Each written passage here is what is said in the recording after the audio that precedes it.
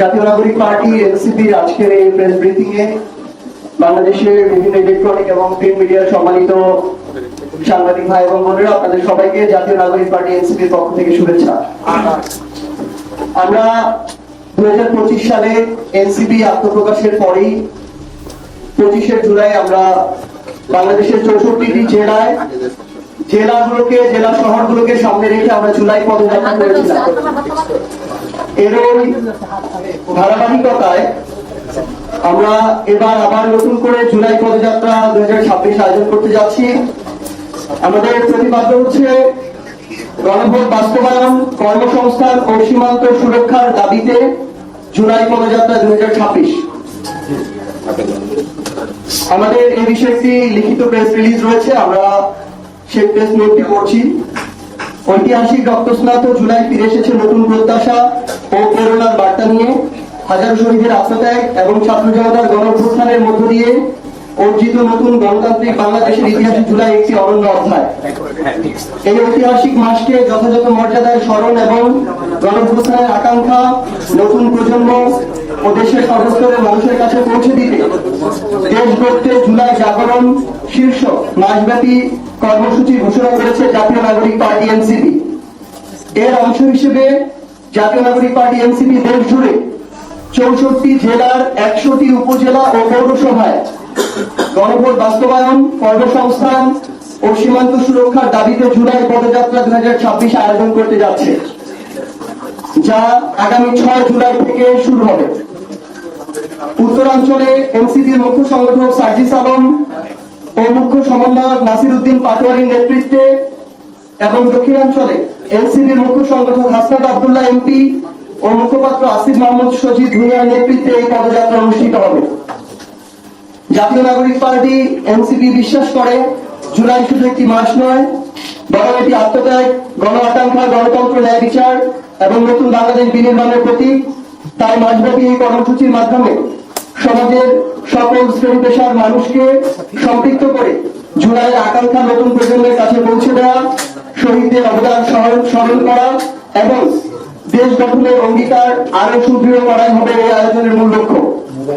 দেশ গড়তে জুলাই জাগরণ কর্মসূচির অংশ হিসেবে জুলাই পদযাত্রা 2026-এ দেশের সর্বস্তরের নাগরিক, তরুণ সমাজ, সাংস্কৃতিক কর্মী, পেশাজীবী, শিক্ষার্থী সহ সকলকে স্বতঃস্ফূর্তভাবে অংশগ্রহণের জন্য আহ্বান জানাচ্ছে জাতীয় নাগরিক পার্টি এনসিপি। আমরা ইতিমধ্যে আপনারা জানেন যে প্রথম ধাপে স্থানীয় নির্বাচনের প্রস্তুতির একটি অংশ হিসেবে আমরা বাংলাদেশের 100টি উপজেলা এবং পৌরসভায় আমাদের প্রার্থী ঘোষণা করেছি। সেই 100টি উপজেলা এবং পৌরসভাতেই আমরা আমাদের এই জুলাই পদযাত্রা করছি, যা 64টি জেলাকে টাচ করবে। এবং এই পদযাত্রার মধ্য দিয়ে একই সাথে যেমন আমরা আমাদের এই জুলাইয়ের বার্তাগুলো নিয়ে মানুষের দ্বারে আরো প্রত্যন্ত ভাবে জেলা থেকে উপজেলায় ছড়িয়ে যেতে পারবো, একই সাথে আরো প্রত্যন্ত অঞ্চল থেকে মানুষের কথাগুলো আমরা শুনে সেগুলোর প্রতিধ্বনি তৈরি করতে পারবো আমাদের জাতীয় নাগরিক পার্টি এনসিপির মধ্য দিয়ে। পাশাপাশি যেহেতু এনসিপি মাত্র অল্প কিছুদিন আগে আত্মপ্রকাশ হওয়া একটি রাজনৈতিক দল, এখন 2 বছর পূরণ হয়নি, সেই জায়গা থেকে এর মধ্য দিয়ে আমরা ওই স্থানীয় পর্যায়ে যারা আমাদের প্রার্থী রয়েছেন তাদেরকে স্থানীয়ভাবে পরিচিত করে তোলা, সাংগঠনিক সক্ষমতা সেটি যাচাই করা এবং এই উপলক্ষে প্রোগ্রাম আয়োজনের মধ্য দিয়ে ওই উপজেলায় এনসিপির নতুন করে একটি অবস্থান তৈরি করা, এটিও আমাদের এই কর্মসূচিতে আমরা উপজাত হিসাবে পাবো বলে আমরা আশা করছি। তো সেই জায়গা থেকে আপনাদেরকে আমরা এনসিপির পক্ষ থেকে আহ্বান জানাই যে গতবার আমাদের ইলেকট্রনিক এবং প্রিন্ট মিডিয়ার সম্মানিত সাংবাদিক ভাই বোনেরা, আপনারা পুরো দেশ জুড়ে আমাদের সাথে ছিলেন, অনেক কষ্ট করেছেন। আমরা আমাদের এই মূল প্রতিপাদ্য যেটি রয়েছে এটির পাশাপাশি আরো অন্যান্য বিষয় যেমন নিত্য প্রয়োজনীয় দ্রব্যমূল্যের ঊর্ধ্বগতি, গ্রামাঞ্চলে মানুষ প্রচন্ড বিদ্যুৎ সংকটে ভুগছে। আমরা মাঠ পর্যায়ে যখন দেখি সার থেকে শুরু করে কৃষকের প্রয়োজনীয় যে জিনিসপত্রগুলো, কীটনাশক, প্রত্যেকটির দাম সিন্ডিকেটের কারণে অনেক হারে বৃদ্ধি পাচ্ছে। আমরা দেখতে পাচ্ছি সরকারের পক্ষ থেকে রাষ্ট্রীয়ভাবে যে সুযোগ সুবিধাগুলো দেওয়া হচ্ছে সেটা শুধুমাত্র একটি দল, ক্ষমতাসীন দল বিএনপি নেতা কর্মীদেরকে দেওয়া হচ্ছে। বিএনপি 50% ভোট পেয়ে এবার নির্বাচিত হয়েছে, তাহলে বাকি যে 50% মানুষ যাদের মধ্যে অনেকে আছে অত্যন্ত নিডি, যারা অত্যন্ত একটা কঠিন সময় পার করছে, সেই মানুষগুলো এই সুযোগ সুবিধাগুলো পাচ্ছে না।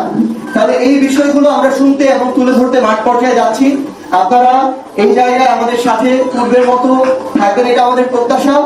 এবং এই কর্মসূচির অংশ হিসেবে আমরা 16 তারিখে যখন আমরা রংপুরে থাকবো, উত্তরাঞ্চলের আমাদের যে টিম সেটি পদযাত্রায় রংপুরে থাকবে 16 তারিখে সকালে 10টায়। আমরা যেদিন আমাদের জুলাই শহীদ দিবস, যেদিন আমাদের ভাই আবু সাইদকে হত্যা করা হয়, সেদিন আমরা আবু সাইদের কবর জিয়ারতের জন্য যাব এবং দোয়া মোনাজাতের সেখানে কর্মসূচিতে অংশগ্রহণ করব।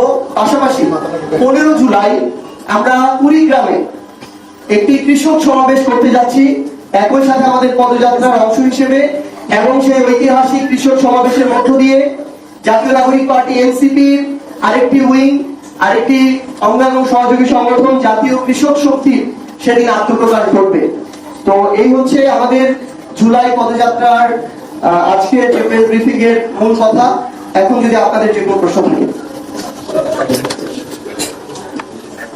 প্রশ্ন না থাকলে আমরা শুধু একটা বিষয় উল্লেখ করি। আমরা আমাদের আজকে প্রেস রিলিজের অংশ এবং আমাদের পুরো পদযাত্রার যে আমাদের একদম রোড ম্যাপ, এটা আমরা আপনাদেরকে দিয়ে দিব।